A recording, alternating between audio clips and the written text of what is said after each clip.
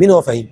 ايوه فهيم هو فهيم اكتر لوجو شدني الصراحه، لوجو بالظبط. فهيم ده. فهيم ده اول ابلكيشن تعليمي تابع لوزاره التربيه والتعليم بيشتغل بالاي اي.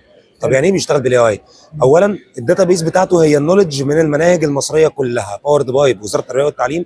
فبالتالي هو ما فيش معلومه مغلوطه هيديها للطفل. حلو. الطفل يقدر يخش ينتراكت معاه في اي لحظه، يساله عن جزئيه يعيد شرحها باكتر من طريقه شرح، لان احنا عندنا الشرح موجود باكتر من طريقه شرح.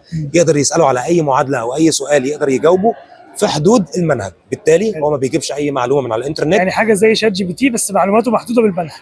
معلوماته كلها من المنهج المدعوم من وزاره التربيه والتعليم. فبالتالي هو طفلك في ايد امينه، ان هو معاه ابلكيشن مدرس خصوصي في كل المواد لكل المراحل من رابعه ابتدائي لثالثه ثانوي. دي حاجه. تاني حاجه، ايه فايده فهيم الاكبر بقى؟ فهيم بينتر اكت مع الطالب، فالانتر اكشن ده بيقدر فهيم يحط فيه ايده على الويك بوينتس والسترينث بوينتس اللي عند الطالب في حد ذاته. كل فبالتالي طالب لوحده. كل طالب انديفيدوال كيس، بيتعامل مع الطالب على ان هو انديفيدوال كيس. فانا الكيس بتاعتي غير الكيس بتاعت حضرتك، انا شاطر أيوة. في الماس، حضرتك شاطر في الساينس.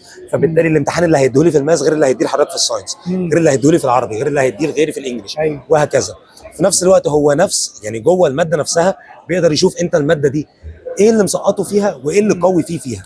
فالموديل اكزام اللي بيعمله لك في الاخر او اللي بيكونه لك في الاخر علشان تقدر تراجع عليه على الماده كلها، بيبقى مركز فيه على الحتت اللي انت اوريدي كنت بتساله فيها او اللي هو عارف انك فيها ضعيف. ايوه ده فهيم بشكل اكبر. فكرته جامده جدا. شكرا. طيب الابلكيشن ده بيشتغل عليه ازاي؟ اندرويد واي او اس؟ كل حاجه. هو بمجرد ما المعرض ان شاء الله هيخلص هيبقى مطروح على البلاي ستور والاب ستور وتحت كله. هيبقى ليه سبسكريبشن ولا؟ لا ان شاء الله هيبقى فيز. هيبقى مجاني ان شاء الله. ان شاء الله. ان شاء الله. يعني فكرته جامده جدا. يعني حابب اشكرك جدا على المعلومات اللي انت قلتها. الله يخليك. شكرا الفكره لحضرتك. كمان عبقريه. الله يخليك. شكرا. شكرا ليك. شكرا.